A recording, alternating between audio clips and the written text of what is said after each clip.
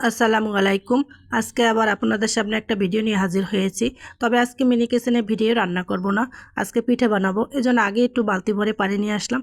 আর বালতিটাও কিন্তু কিউট। বালতিটা দেখতে কেমন হয়েছে কমেন্টে জানিয়ে দেবে। যাই হোক, এখানে আমি ব্যাটারের সাথে একটু চিনি দিয়ে মিক্স করে নিচ্ছি ভালো করে, যাতে ব্যাটারটা সুন্দরভাবে মিশে যায়। মিক্স করে নেওয়ার পরে আমি তাওয়া বসাই দিলাম চুলায়, দিয়ে একটু তেল দিয়ে সুন্দর করে ব্রাশ করে নিলাম। আর আজকে এখানে একটু মোম দিয়ে নিয়েছি। দেখি সবাই ল্যাম্প অথবা মোম দিয়ে রান্না করে, আজকে আমি তাই একটু করলাম, দেখি কিভাবে হয়। তারপরে লাকড়ি ধরানো তো বারবার কষ্ট, এই জন্য আজকে এখানে চুলা নিচে মোম দিয়ে নিয়েছি। যাই হোক, এখানে আমি কথা বলতে বলতে এই যে রুটির জন্য মানে আটাটা দিয়ে নিলাম সুন্দর করে। একটা এখন রুটি বানিয়ে নেব। তারপরে এখানে সুন্দর করে আমি শেপ দিয়ে নিচ্ছি রুটিটার দিয়ে। তারপরে এখানে আমি দিয়ে দেবো এখন এই যে আগে থেকে রেডি করে রাখা পুরটা।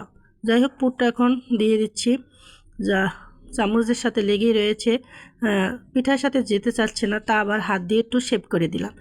যাই হোক, এখানে কিন্তু আমি সুন্দর করে পুরটাও দিয়ে দিলাম, দিয়ে এখন কিছুক্ষণ ঢাকনা চাপা দিয়ে দিলাম। ওইটা আর কি স্কিপ করে গেছি। এখন হয়ে গিয়েছে পিঠাটা। যাই হোক, এখন আমি এটা সুন্দর করে রোল করে নিচ্ছি।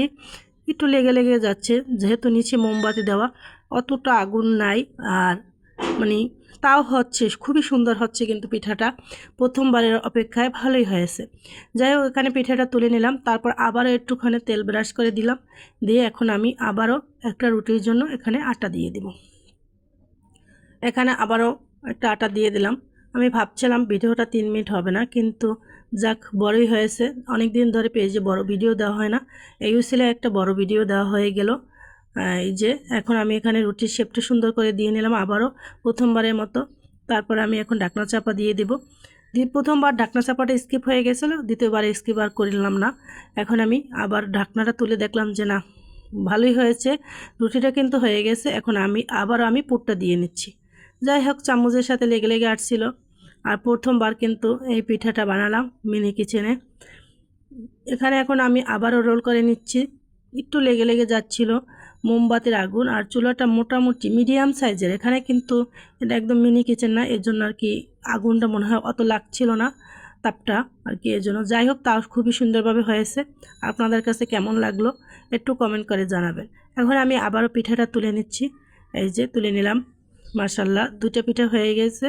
আর বড় করতে চাই না ভিডিওটা, এর জন্য এখানে এটা শেষ করে দিচ্ছি। আর এই যে দেখেন পিঠা দুটা, এখন আমি কেটে নিব। কেটে নিয়ে সুন্দর করে কেটে নিচ্ছি দুইটা পিঠা, 4টা ভাগ করে নিলাম।